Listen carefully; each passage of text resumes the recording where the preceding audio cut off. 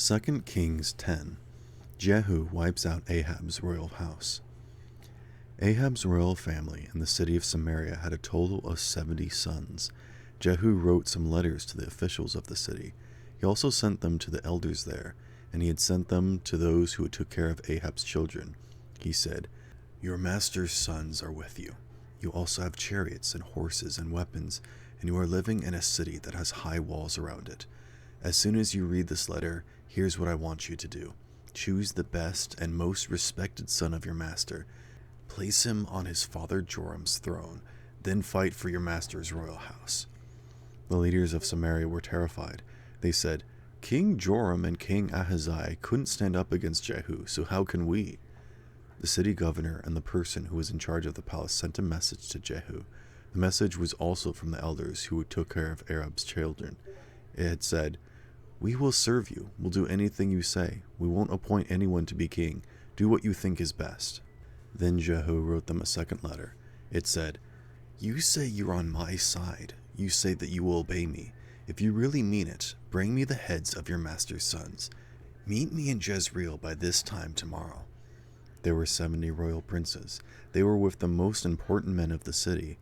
Those men were in charge of raising them. When Jehu's letter arrived, the men went and got the princes. They killed all 70 of them. They put their heads in baskets. Then they sent them to Jehu in Jezreel. When the messenger arrived, he spoke to Jehu. He told him, "The heads of the princes have been brought here." Then Jehu ordered his men, "Put them in 2 piles. Stack them up in the entrance of the city gate until morning." The next morning Jehu went out. He stood in front of all the people. He said, "You aren't guilty of doing anything wrong. I'm the one who made plans against my master Joram. I killed him. But who killed all of these? I want you to know that the Lord has spoken against Ahab's royal house. Not a word of what he has said will fail. The Lord has done exactly what he promised through his servant Elijah." So Jehu killed everyone from Ahab's family who was in Jezreel. He also killed all of Ahab's chief men, and he killed Ahab's close friends and his priests. He didn't leave anyone in Ahab's family alive. Then Jehu started out for Samaria. At Beth-Eked of the shepherds, he saw some people. They were relatives of Ahaziah, the king of Judah. Jehu asked them, "Who are you?" They said, "We are Ahaziah's relatives. We've come down to visit the families of the king and of his mother." "Take them alive," Jehu ordered. So his men took them alive. Then they killed them by the well of Beth-Eked. They killed a total of 42 men. Jehu didn't leave anyone alive. After Jehu left there, he came upon Jehonadab. He was the son of Rechab. Jehonadab was on his way to see Jehu. Jehu greeted him. He asked, "Are you my friend? You know I'm your friend." "I am," Jehonadab answered. "If that's true," said Jehu, "hold out your hand." So he did. Then Jehu helped him up into the chariot.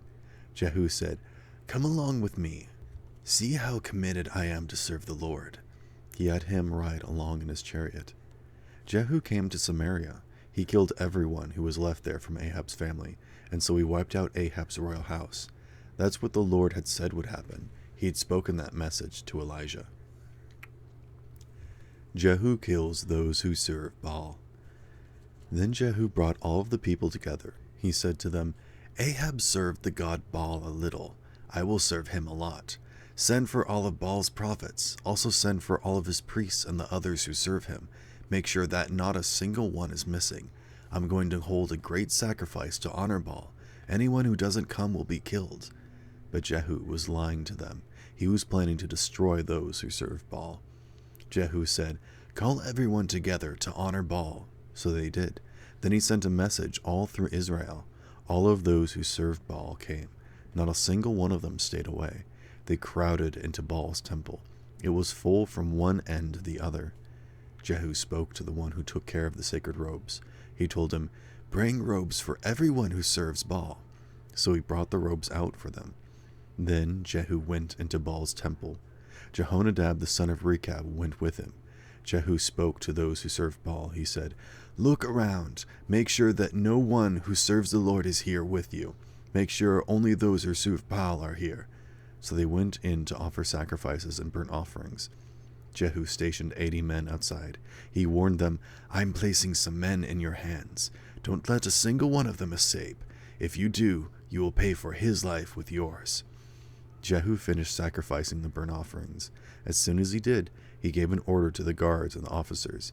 He commanded them, "Go inside and kill everyone. Don't let a single one of them escape." So they cut them down with their swords. The guards and officers threw the bodies outside. Then they entered the most sacred area inside Baal's temple. They brought the sacred stone of Baal outside. They burned it up. So they destroyed Baal's sacred stone. They also tore down Baal's temple. People have used it as a public toilet to this very day. So Jehu destroyed the worship of the god Baal in Israel. But he didn't turn away from the sins of Jeroboam, the son of Nebat. Jeroboam had caused Israel to commit those same sins. Jehu worshipped the golden calves at Bethel and Dan. The Lord said to Jehu, "You have done well. You have accomplished what is right in my eyes. You have done to Ahab's royal house everything I wanted you to do. So your sons after you will sit on the throne of Israel. They will rule until the time of your children's grandchildren." But Jehu wasn't careful to obey the law of the Lord. He didn't obey the God of Israel with all of his heart. He didn't turn away from the sins of Jeroboam. Jeroboam had caused Israel to commit those same sins. In those days, the Lord began to make the kingdom of Israel smaller. Hazael gained control over many parts of Israel. He gained control over all of the territory east of the Jordan River. It included the whole land of Gilead, from Aror, from the Arnon River Valley, all the way to Bashan. That was the territory of Gad, Reuben, and Manasseh. The other events of Jehu's rule are written down. Everything he did and accomplished is written down.